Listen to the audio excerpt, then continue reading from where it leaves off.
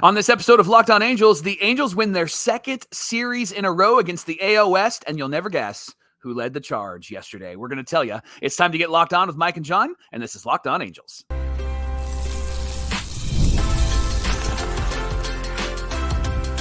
You are Locked On Angels, your daily Los Angeles Angels podcast. Part of the Locked On Podcast Network, your team every day. Thanks for making Locked On Angels your first listen of the day. You can find us anywhere you get your podcasts, including Apple Podcasts, Spotify, and SiriusXM by searching Locked On Angels.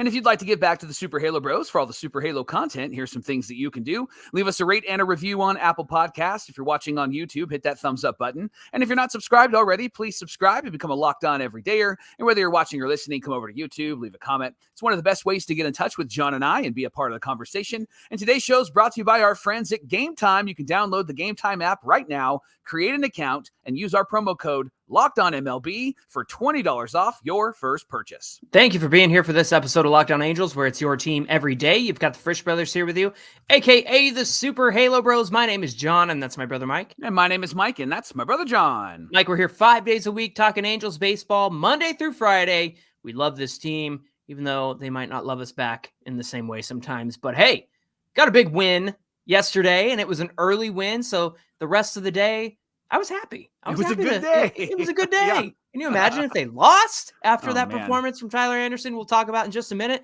Listen, on today's show, the Halo starters have been pretty good. Yeah. And maybe outside of your boy, Reed Detmers, which Right. I'm holding you personally responsible for. Thank but you. we've got to talk about the stats that kind of back that up. So we'll get into a conversation around the starters here in just a minute. And should Estevez still be the closer? If not, then who? We'll get into what Ron Washington had to say about that. First, Mike, let's talk about that game against the Astros. The Angels win the series, 2 series in a row against Texas Rangers and the Houston Astros. Texas was very, very good to us, Mike. Yes, 4-2 on this road trip, Johnny, and they are 500 on the road. If they could figure things out at home, this team could potentially be a whole lot better because they're 10 games under 500 at home right now. Angels, are you having problems at home? Do you want to talk about it? That's what I felt like. we can hook you up with some counseling, right? Let's talk about Tyler Anderson for a moment, Johnny. 8 innings pitched, 1 earned run, 6 hits, 2 walks, and 4 Ks. He was sweating through that uniform yesterday, man. That boy was working really, You mean really hard. the more breathable and relaxed Nike and Fanatics uniforms? They kept telling us. I'm sure the players love looking like sweat hogs out there on the field, right? John, Somebody commented, well, Anderson did have a wet towel around his neck. And I said, yeah, because he was sweating the whole game. So like, it wasn't wetness from the towel. It was sweating through the whole Houston game, man. Right. John, 26 called strikes and plus whiffs, a cutter and a changeup that was working all day long. And Johnny, this was a great performance. He went 8 innings for the first time this year, and then did that last year against Cleveland. And Johnny, this is his 5th start with 7+ innings this season. He only did that once last season, and so he looked really good. And Matt Theis was behind the plate, not Logan O'Hoppe. So I take all of the bad things I've said about Matt Theis back defensively, because Theis has been a pretty good receiver for Soriano and now for Tyler Anderson in this game. Yeah, especially after all the nice things that Anderson said about Logan O'Hoppe that we covered on yesterday's show, crediting him for a lot of the improvements that he's made. However, he navigated that game really well with Matt Theis behind the plate. Matt Theis even had a throw down to third. That was really crucial in getting an out. We'll talk about that in just a second. Mike, can I talk about Taylor Ward for just a second? Sure. Do you know what his favorite song is? His favorite country song? No, but you're going to tell me. He needs wide open spaces because he can't field next to a wall, next to a fence, next to a foul pole. He can't field next to any obstacles, Mike. And he certainly couldn't do that next to the Crawford boxes. And I say congrats on winning the DH role the next time they go out there, because he was terrible. He got spun around against the Crawford boxes trying to catch Altuve's fly ball, and Altuve ends up at second. And we bring this up because the whole game was so bad out there. He did have a nice play off the wall where he read it well, and it held Jake Myers to a single. But the next is a ground ball that rolls out to him, and he misplays it, and Myers gets to third on it. Fortunately, Anderson said nope and got the ground ball out to end that inning. But it was just another disastrous start for Taylor Ward out in left field, especially the day after he was holding the ball and didn't know where to throw it or didn't know where to go. I mean, good grief. Don't you think that you think about, hey, if this comes out to me, I'm going to throw it to second. I'm going to throw it to you'd think that you'd be thinking about that stuff before the play goes down. But at the same time, he just cannot play against those Crawford boxes ever again. Now, I have pointed out many times how stupid Minute Maid Park is because the mentions there, but it was also just really sad to watch Taylor Ward in left field. Johnny, Kyren Paris was in Double-A and he was scuffling. And then they brought him up to the major league level, and suddenly Kyron's like, I'm a major league player. I think I'm going to perform, right? So there's two moments that I want to talk about. One of them's a whole lot better, and he was the hero in this game. But Paris had a one-out walk in the third inning, and then Nolan Shonowell had a first pitch swinging hit, and then Paris got to third base. And so there's runners at the corners with one out, and then Rengifo has a first pitch swing, and then Altuve goes home, gets the ground ball, goes home. Paris is called out. Yeah. And then they review it. Now, let me ask you, was he out? He was out. Yes, yeah. I thought he was out too. 100%. I thought he was out too. So, of course, that could have been a run for the Angels. It wasn't a run. Kyren did hesitate a bit watching Altuve instead of running home full sprint. Johnny, he's fast. And that's what cost him. Yes. He could have easily made that, and he could have easily scored on that ground out. But, Altuve's a veteran. He made a heads-up play. Yeah. And Carantini received it well. And so there was nothing bad about the play that the Astros made. It had everything to do with Paris watching Altuve collect the ball and throw it home. I was like, run, dude. Yeah. What are you doing? If he runs on contact, that play is, I mean, it was so close, right? And because they had to review it. But if he runs on contact, he gets his hand in or his foot in before the ball gets there. And he's so fast, he should have made it. But that's just part of learning how to win, like Wash keeps talking about. Coming up from Double-A just about a week ago. So, yeah, I think that, especially with after what he did later on in the fifth inning, right, Mike? Yeah, and I know that Hunter Brown and his stats coming into this game looked really good for a potential Angel offensive explosion. Right. That didn't happen. He came in, Hunter Brown, 1-4 with a 7.71 ERA, 1.9 whip. That's, 2 walks and hits per innings pitch. So the guy is getting a lot of traffic on the bases, but through 4 1/3 innings, John, 1 hit for the Angels, 2 Ks, 2 walks. And I know that when we watched this, it was easy to complain. And I think you and I were on the same page here. We were about ready to be like, come on, Angels. Like, we got to get a hit here. What are you doing? And then Kyren Paris hits his first major league home run. It was a 2-run home run and gave the Angels the lead. Yeah, 106.9 miles per hour, 408 feet. Man, that talk about help from unexpected places. I did not see that coming, especially the way the Angels were performing against Hunter Brown. And he just got his pitch and crushed it. I don't think I expected that kind of power from Kyren Paris whatsoever. And Mike, it turned out to be the game winner because it was a 2-1 victory. And the 2 RBIs the Angels had, well, I should say the 2 runs the Angels had, were off that 2-run home run from Kyren Paris. And then bottom of the 8th, Tyler Anderson goes back out, and he actually had a pretty reasonable pitch count. I thought there was a chance to go for the complete game, but it all had to do with how this inning was going to go. And he just had competitive at-bats from Altuve. He did end up grounding out. He did walk Kyle Tucker.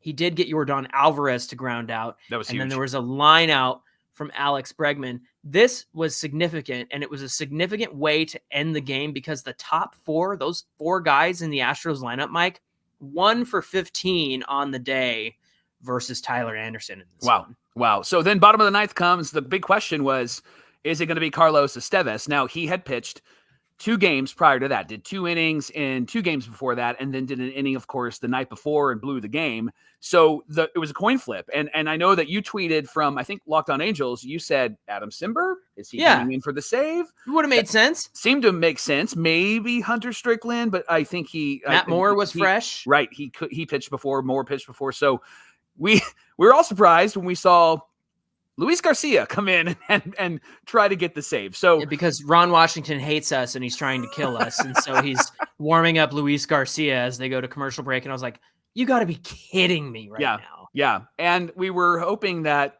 he wouldn't blow the game. We were hoping that our fear would be subsided. And Garcia did that, Johnny. 2 strikeouts and a ground out on 12 pitches for his 3rd save. Johnny, the Angels are 4-2 on this road trip in Texas, 4-2 against the AL West, 2 straight series that they've won against 2 teams that will probably be there in the end, if not for sure be there in the end. They are 20-30 on the season, but they are 500 on the road. And if they can figure things out at home this weekend against the Guardians, I think the Angels have an opportunity to slowly climb back into this race, because it seems like everybody right now is clicking offensively, defensively, and on the mound.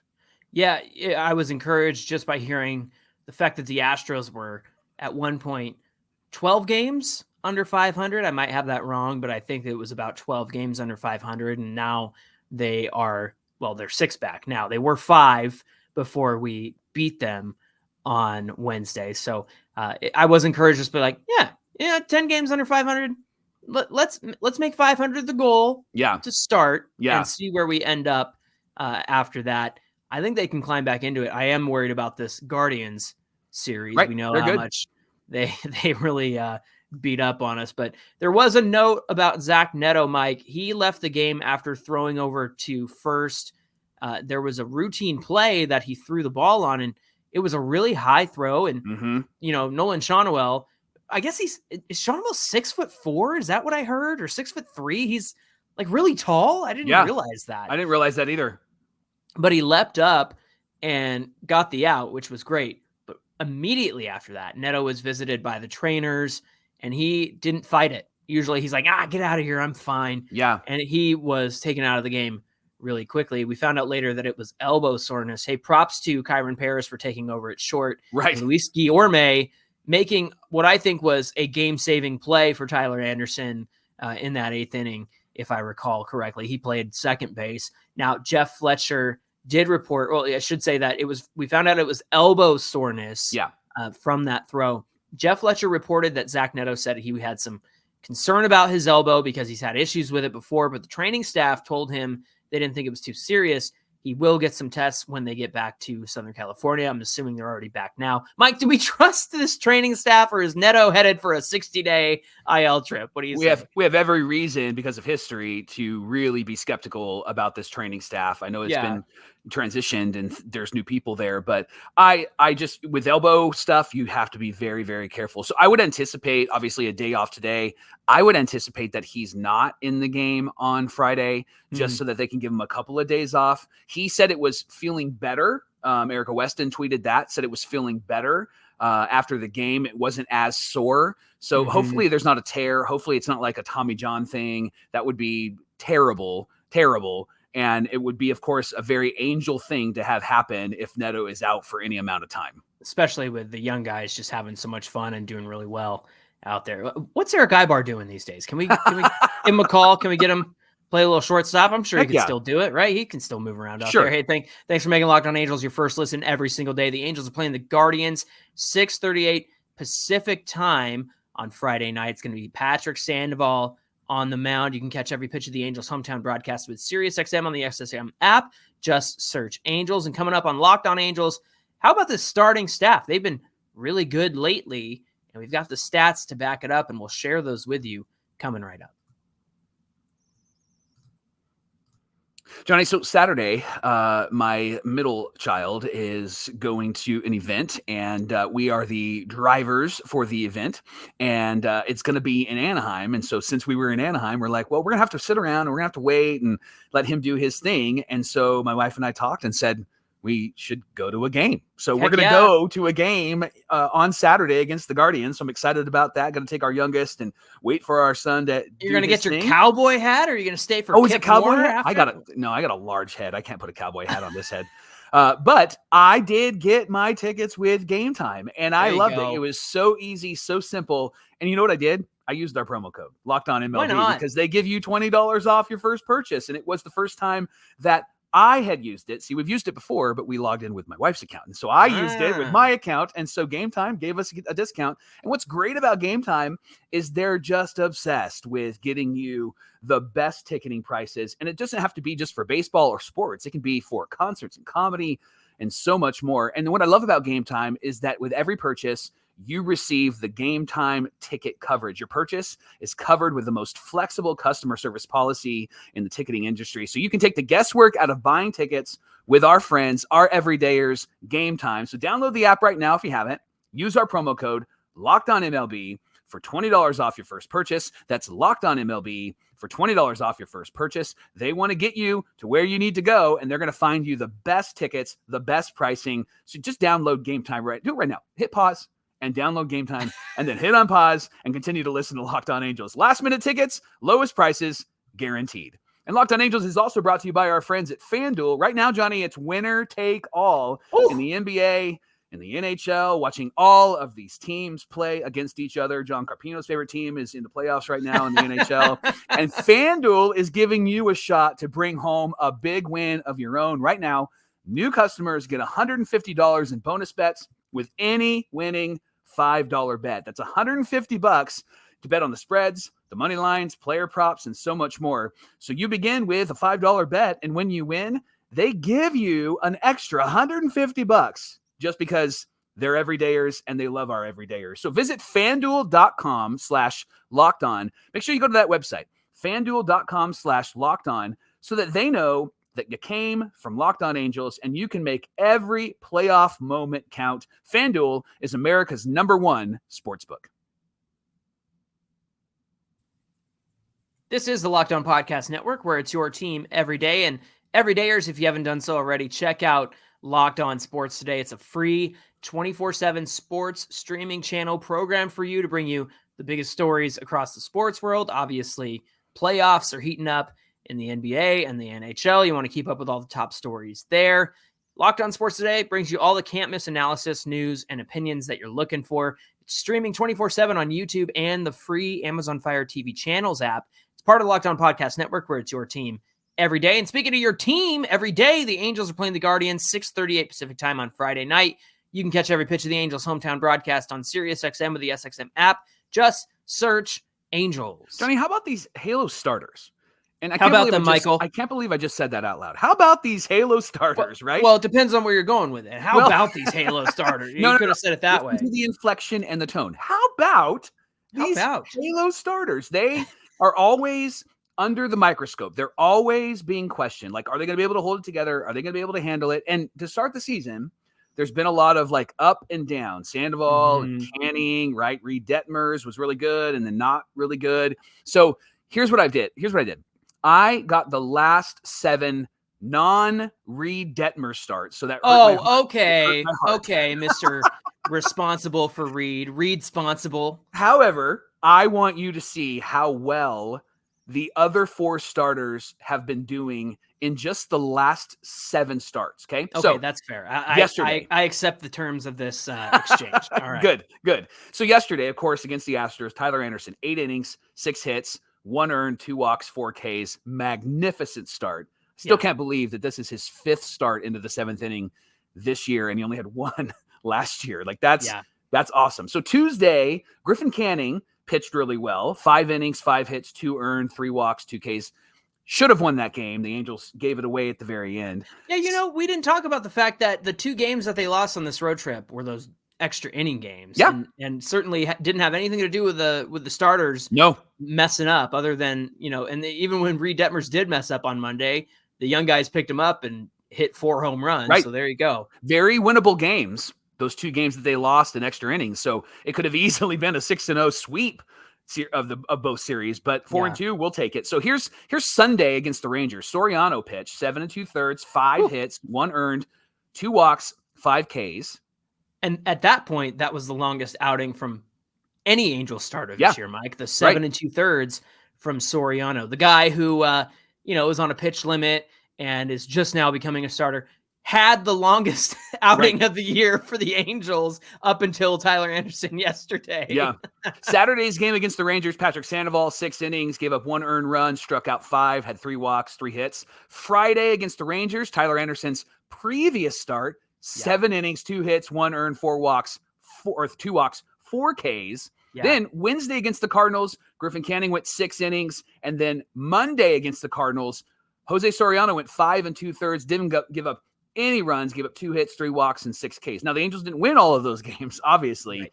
But, John, these starters seem to be stepping up and really improving as the season goes on. And it is May. And so this is a good sign that as the season is moving on, these guys are starting to figure out how to go a little bit longer. They're starting to figure out how to keep the other team down, keep their team in.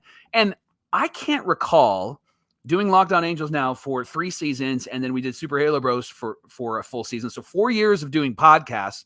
Mm-hmm. I can't recall a stretch of starting pitching that looked like these numbers in front of us. I can't recall the starters having consecutive starts where all 4, at least, of the starters, 4 out of 5 of the starters were really, really good. And it's interesting to me, my fan emotion when Tyler Anderson is on the mound, I'm calm. There's a confidence I have in him. Mm-hmm. So, Johnny, what's the difference? Is it Barry Enright? Is it the team trying to throw strike one? Is it the coaching? Or is it just these guys maturing? Is it a combination of both? If you had to pick one, it could be a combination of both. But if you had to pick one, what do you think has been the biggest change that has allowed the Angel starters to do this? Well, I think about the way that some of these guys have improved since the beginning of the season, and that includes Patrick Sandoval in a huge way, Griffin Canning, of course, and then even Jose Soriano, who, like you've said many times, Mike, is still learning how to be a starter. Yeah. And that's really crucial to this year and this season. Is we have to remember Soriano would struggle when he got to the 5th inning. And so to see him overcome that and go 7 2/3 in his last outing is just incredible. And he did it against the World Series champions. And I know that their starting staff isn't quite there, but their lineup, other than like Josh Young and Wyatt Langford, is pretty much there for the most part. And we all know the Rangers have plenty of firepower in that lineup.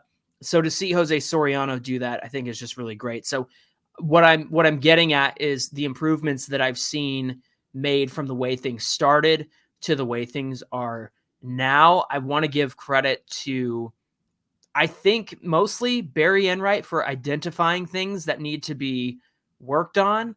But at some point, Mike, when you've had 4 or 5 starts behind you and you're comfortable with the bright lights, right? It's not spring training where you can, I need a mulligan. I screwed up in the 1st inning, but I will come back out after so-and-so finishes the inning for him, right? They did so many of those mulligans over spring training that at this point, look, Canning, you got to go 5, dude. Like, we need you to go 5, and that's your responsibility. And so he did go 5 against the Astros, and he went 6 against the Cardinals. Should have won that game if it hadn't gotten a blown save.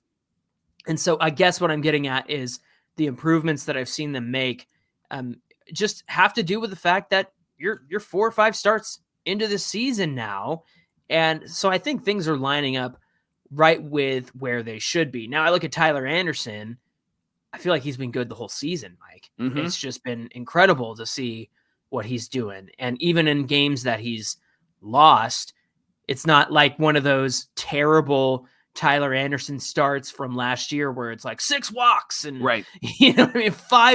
5 earned runs through 4, you know, and I think that's the big difference here is just Tyler Anderson has been a pillar of consistency. And to be honest, I credit Barry Enright again with the Sandoval eliminating the fastball thing. Yep. Those are the kinds of adjustments that we need to see more of. And I think these guys have done really well with that. So I think it's just a matter of again, your 4 or 5 starts into the season. This is about where you should be after you get all the bugs out to start the season. My favorite fantasy sports platform is Price Picks. And the last couple of days, we've been talking about all of the picks that I'm making. And John, I just want you to know, I'm crushing it. I'm doing really well. And because you stopped voting with your heart. You stopped picking with your heart. And yeah. You got to be ruthless. with your brain. You got to be ruthless on Prize Picks. And here's what's great about Prize Picks. Not only are they the largest daily fantasy sports platform in North America, they're the easiest and most exciting way to play. And I can vouch for that because I need some help. I need it to be easy, but I also want it to be exciting. And I'm not battling people like John or people who know baseball.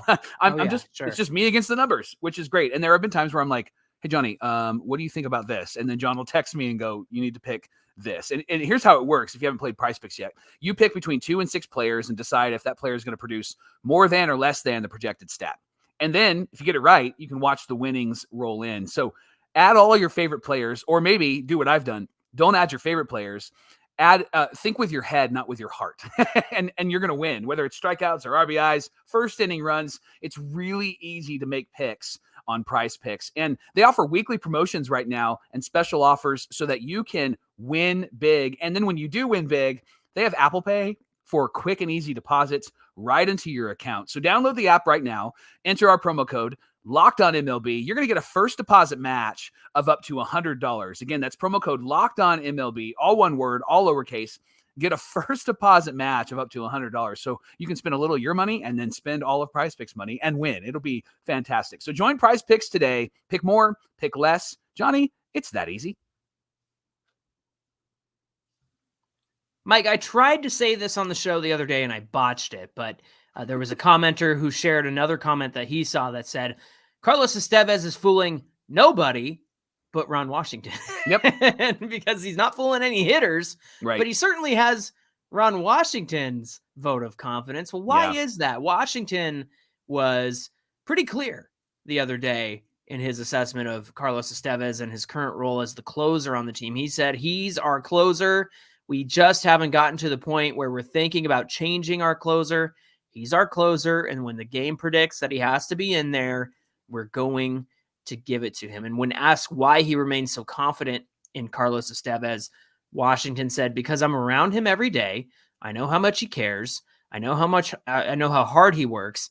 We hit all areas in the game of baseball through a season where things don't go the way you want it to go. And it's not time to pull the plug. It's time to show more confidence. And that's what we're going to do. Continue to show confidence. Now, Carlos Estevez had some comments as well. He said he's optimistic about getting better results, mostly because he has not been walking hitters, which is true. Yep. He did issue his first walk the other night in the season, but Estevez said, I'm throwing strikes. I'm just going to throw more quality strikes. That, of course, all came from Jeff Fletcher of the OC Register, doing a great job covering the team. But Mike,